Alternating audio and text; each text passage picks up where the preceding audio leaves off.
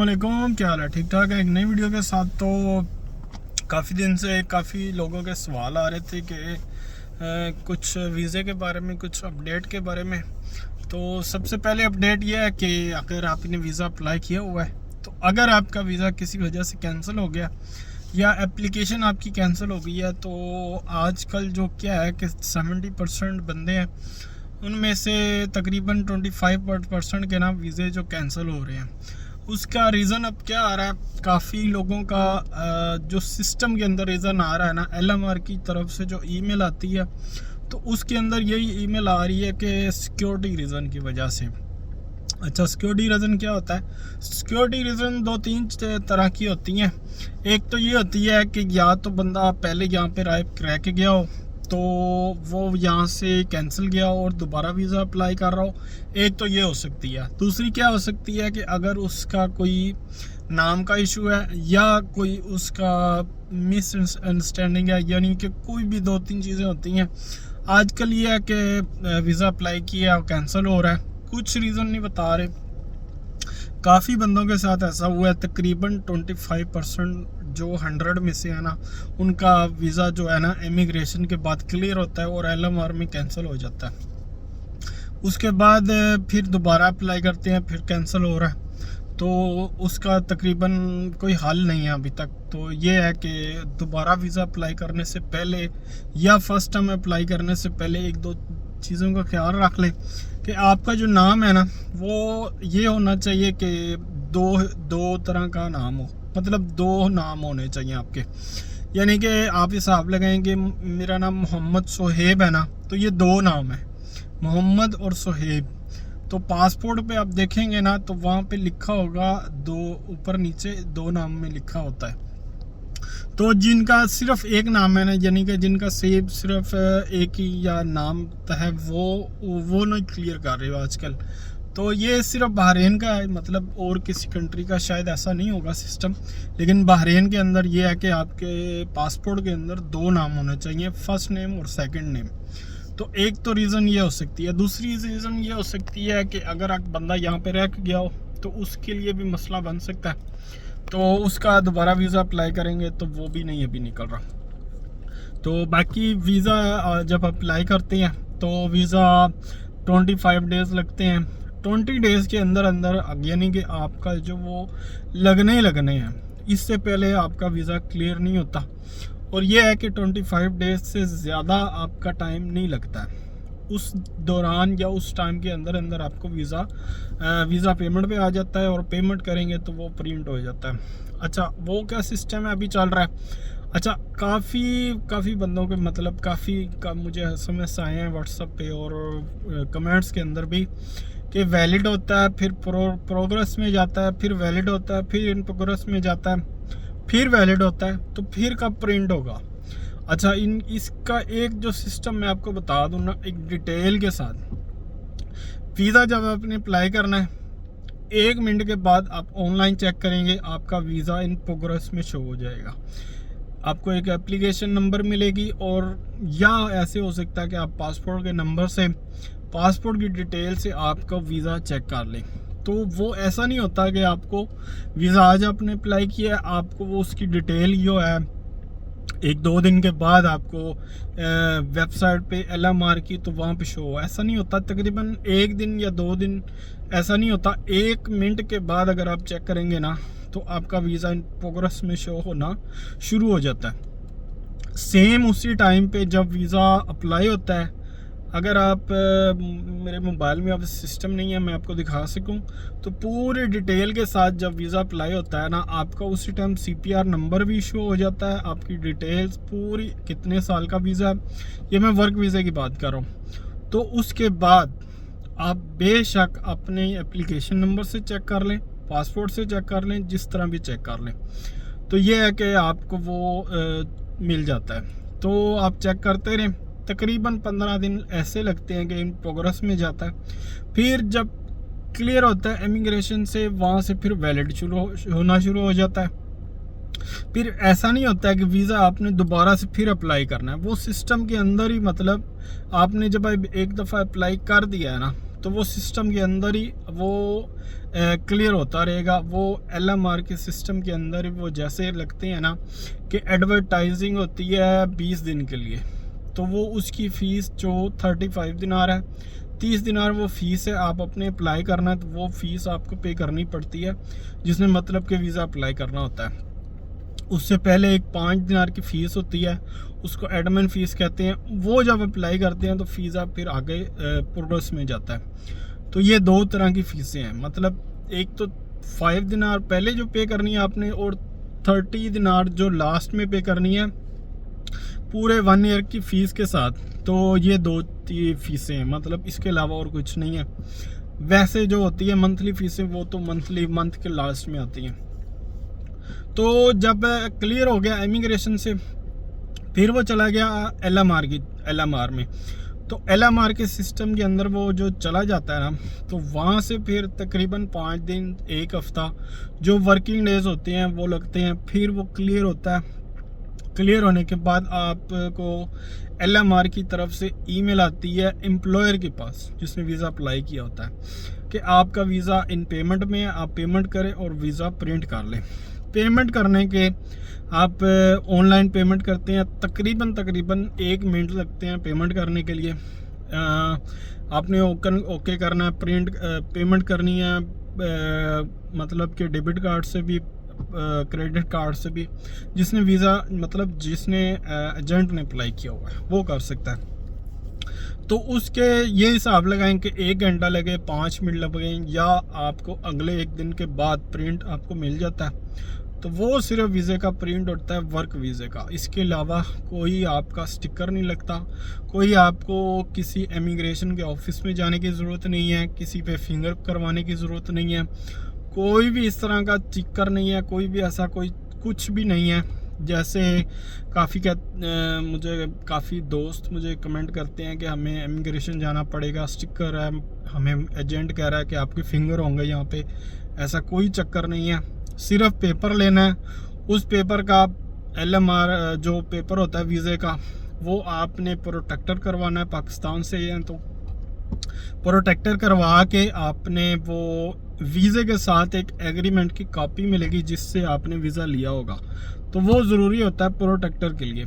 तो प्रोटेक्टर करवा के टिकट करवानी है और डायरेक्ट यहाँ पे आके एयरपोर्ट पे आपके जो फिंगर होंगे, वो सारा जो सिस्टम होगा वो सारा कुछ एयरपोर्ट पे आएंगे, फिंगर भी होंगे, आपकी पिक्चर भी लेंगे। पिक्चर वो लगेगी CPR आपके ID कार्ड के ऊपर। तो ID कार्ड वो जो 1 हफ्ते के बाद मेडिकल आपने यहाँ पे करवाना है वो क्लियर होगा, तो फिर 1 वीक के बाद आपका जो ID कार्ड है वो मिल जाता है। तो ये सिस्टम है। बाकी जॉब के हवाले से अभी काफ़ी हालात टाइट है, मतलब कुछ टाइमिंग चेंज हुए हैं। पहले ये था कि आप दोपहर को 2 बजे से 4 बजे तक काम नहीं कर सकते थे, लेबर वगैरह, तो अभी वो ओपन हो गया। तो ये है कि आप अगर अभी थोड़ा काम चलने लगा तो मे भी अभी काम है आपको मिलेगा बाहर भी। तो वैसे अगर आप कहते हैं ना कि जॉब के लिए या कोई काम के लिए, तो काम फ़िलहाल ऐसा कोई नहीं है कि जिससे आपका वीज़ा भी चेंज हो जाए या आप उस वीज़े जो आपका अभी जो वर्क वीज़ा है उस पर आप काम कर सकें। तो फ़िलहाल जॉब के या काम के हालात काफ़ी टाइट हैं। बाकी गर्मियाँ थोड़ी कम हो गई हैं जिसकी वजह से अभी काम चलेंगे, तो इंशाल्लाह होप कि काम थोड़ा बेहतर हो जाएगा। तो उसके अलावा सबसे एक बड़ी बात, काफ़ी दोस्त मुझे कहते हैं कि ड्राइविंग लाइसेंस या मोटरसाइकिल के लाइसेंस के बारे में। तो मोटरसाइकिल का लाइसेंस अभी बिल्कुल फ़ायदा नहीं है, क्योंकि अगर आप मोटरसाइकिल का लाइसेंस लेते हैं आपको कंपनी के अंदर वो वीज़ा चेंज करना पड़ता है।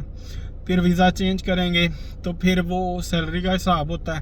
पहले ये था कि आपका कोई भी वीज़ा आप करवा सकते थे अपना ID बना के, तो पर ऑर्डर के हिसाब से आपको पैसे मिलते थे। अभी ये है कि आपको सैलरी होगी तो वो ऑर्डर उनकी मर्ज़ी के होंगे, तो उस चीज़ में अभी फ़ायदा नहीं है। और लास्ट में एक चीज़ मैं बता दूं कि अगर आपका अपना कोई बिज़नेस है, अपना कोई अच्छी सैलरी है अपनी कंट्री के अंदर, तो अभी के टाइम में यहाँ पे मूव होने की ज़रूरत नहीं है। मतलब ये है कि मुझे एक भाई मिले हैं, वो 1 महीना और 10 दिन के बाद यहाँ से चले गए हैं। तो वो पाकिस्तान के अंदर एक टेक्सटाइल मिल के अंदर काम कर रहे थे, तो तकरीबन उनकी 70,000 सैलरी थी। तो वो सैलरी वो छोड़ के काम, और किसी ने मशवरा दिया कि आप यहाँ पे आएँ बहरीन के अंदर, यहाँ पे जो टेक्सटाइल मिल है ना वहाँ पे आपको बहुत अच्छी सैलरी मिलेगी, यानी कि आपको 200 या 250 सैलरी मिल जाएगी, डबल से ट्रिपल मिल जाएगी। तो आप यहाँ पे आ जाएं, यहाँ पे काम करें। तो उस बंदे ने क्या किया कि 6.5 लाख का वीज़ा लिया, 1 लाख की टिकट ली, प्रोटेक्टर मेडिकल जो भी था उसने करवा कर वो के यहाँ पे आ गया। यहाँ पे आने के बाद उसने जब अप्लाई किया उस टेक्सटाइल मिल के अंदर, एक दफ़ा उन्होंने उसकी सीवी ले ली, मतलब इंटरव्यू किया, उन्होंने कहा हमें कॉल करेंगे। तो ये है कि कॉल नहीं की उन्होंने कहा ठीक है आप हैं तो काम के, मतलब काम आपको आता है या जो भी है, लेकिन अभी हमारे पास चांस नहीं है। तो हम अगर बंदे को लेंगे तो यहाँ से आप हमारा जो रूल है ना वो लोकल नहीं है। आप हम अपनी मतलब पाकिस्तान से यहाँ से करवाते हैं सप्लाई से, तो वहाँ से बंदे लेके आते हैं। तो यहाँ से अगर आपको है तो जब हमें ज़रूरत होगी तो फिर हम ले लेंगे। तो वो तकरीबन 1.5 महीना उन्होंने यहाँ पे टाइम लगाया, तो उनको वापस जाना पड़ा। तो वो कह रहे थे कि मतलब मैंने उनको वीडियो को कहा था, लेकिन उन्होंने कहा नहीं मेरे पास ना मतलब काफ़ी कुछ मसले होंगे उनके साथ, तो इस वजह से।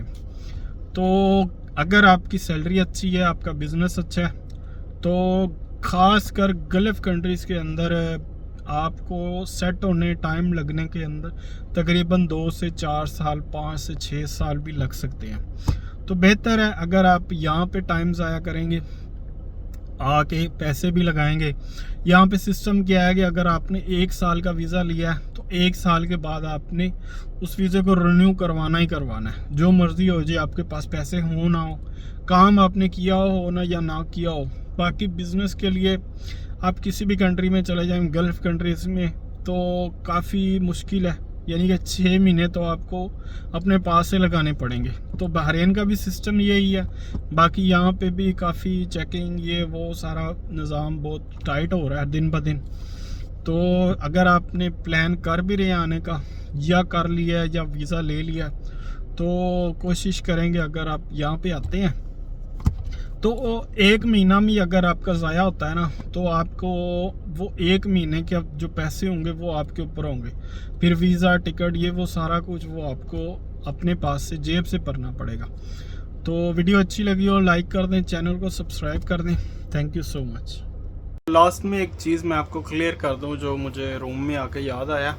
तो आपने देखा होगा कि जब आप वीज़ा चेक करते हैं ना, तो लास्ट में आपके एक लाइन होती है रेड कलर में, नॉट एलिजिबल फॉर LMR जो सेंटर है वो उसका लास्ट में एक रेड कलर का लिखा होता है। जब आप वीज़ा चेक करते हैं एप्लीकेशन नंबर से या CPR से या अपने पासपोर्ट से, तो LMR की वेबसाइट से, उसका मतलब क्या होता है कि वो फ्लेक्सी वीज़े के लिए है। फ्लेक्सी वीज़ा ये होता है कि आप बहरीन के अंदर हैं, आपका वीज़ा एक्सपायर हो गया, तो फिर आप वो एक फ्लेक्सी वीज़ा बहरीन के अंदर मिलता है जो डायरेक्ट गवर्नमेंट की तरफ से होता है, यानी कि उसका कोई एम्प्लॉयर नहीं होता, आप किसी के पास आप फिक्स नहीं होते कि वहाँ पे काम करना है आपने। तो ये होता है कि आपने वो फ्लेक्सी वीज़ा डायरेक्ट गवर्नमेंट से बाय करना है और आपने मंथली फ़ीस पे करनी है, यानी कि एक बंदे का 600 का वीज़ा आपने 600 दिनार किसी एम्प्लॉयर को देना है ना रिन्यू करने के लिए, तो वो डायरेक्ट आपने वो गवर्नमेंट को देना है। तो ये आज से तकरीबन 2-3 साल पहले ये चला था वीज़ा, तकरीबन कोरोना के टाइम से पहले का है। तो उसके बाद थोड़ी प्राइस ज़्यादा थी, लेकिन अभी यह है कि मंथली जो 15 दिनार फ़ीस है और उसकी जो एडवांस फर्स्ट टाइम फ़ीस है वो थोड़ी कम हो गई अभी। तो ये उसके लिए होता है रेड कलर का, मतलब आप जब चेक करते हैं ना, आपने सिर्फ वो चेक करना है वीज़ा इन प्रोग्रेस में है, वीज़ा कैंसिल है या वैलिड है। नीचे जो लाइन है ना वो आपके लिए नहीं है, वो आप जब बहरीन के अंदर आएंगे ना, इंटर करेंगे, तो फिर आपको यहाँ पे आके पता चलेगा कि वो फ्लेक्सी वीज़ा क्या होता है या उसकी डिटेल के बारे में। तो काफ़ी जो भाई नए आते हैं ना, वो एक मतलब मैसेज करते हैं कि हमने फ्लेक्सी वीज़ा लगवाना है या उसकी डिटेल के बारे में बता दें। तो फ्लेक्सी वीज़ा ये होता है कि आप जब एक्सपायर हो जाएगा उसके 4 से 5 मंथ के बाद आप एलिजिबल होते हैं फ्लेक्सी वीज़ा लगवाने के। तो उस दौरान अगर आप पकड़े जाते हैं, यानी कि आपका वीज़ा एक्सपायर है, आप 1-2 दिन बाद, 1 हफ्ता बाद जब आप पकड़े जाएंगे, पकड़े कैसे जाते हैं, अभी थोड़ी चेकिंग इतनी टाइट है कि मैं अभी रूम में हूँ, तो मेरे रूम के अंदर भी आप हिसाब लगाएं कि तकरीबन 15-20 दिन पहले ना, मैं मॉर्निंग के टाइम से सो रहा था, तो किसी ने दरवाज़ा नॉक किया और मैंने दरवाज़ा ओपन किया, तो उन्होंने कहा जी चेकिंग वाले हैं, LMR वाले, तो CPR दे दे। मैंने CPR दिया, उन्होंने मेरा वीज़ा चेक किया, उन्होंने कहा ठीक है, ओके। तो ये है कि हमारी बिल्डिंग से उन्होंने 2 बंदे पकड़े हैं जिनके वीज़ा एक्सपायर थे। अब वो आए उन दोनों बंदों के लिए थे। वो कैसे आए थे कि आपके नाम पे सिम है, आपका वीज़ा एक्सपायर हो गया, वो जो एक्सपायर हुआ है ना वीज़ा आपका, आपके नाम पे जो सिम है ना, वो उन्होंने ट्रेस किया है और वो उन 2 बंदों के लिए हमारी बिल्डिंग में आए थे, लेकिन फिर उन्होंने सब की वो चेकिंग की है। लेकिन अभी क्या हो रहा है कि आपका वीज़ा एक्सपायर है, तकरीबन आपका 1 हफ्ता या 10 दिन के अंदर अंदर आपके वो रूम में पहुंच जाएंगे, तो आपको वो ट्रेस करके वो पकड़ लेंगे अगर आपका वीज़ा एक्सपायर हो तो बेहतर है। अगर आपने वीज़ा एक्सपायर कर लिया है या 1 साल हो गया आपको बहरीन के अंदर, तो आप वीज़ा रिन्यू करवा लें, या फिर जब वीज़ा ओपन होगा LMR का फ्लेक्सी वीज़ा, जैसे आप यानी कि पहले ये था कि आपका आज एक्सपायर हुआ है, आपने अप्लाई कर दिया फ्लेक्सी वीज़े के लिए, तो आपका वीज़ा लग गया, तो अभी 4-5 मंथ आपको वेट करना पड़ेगा।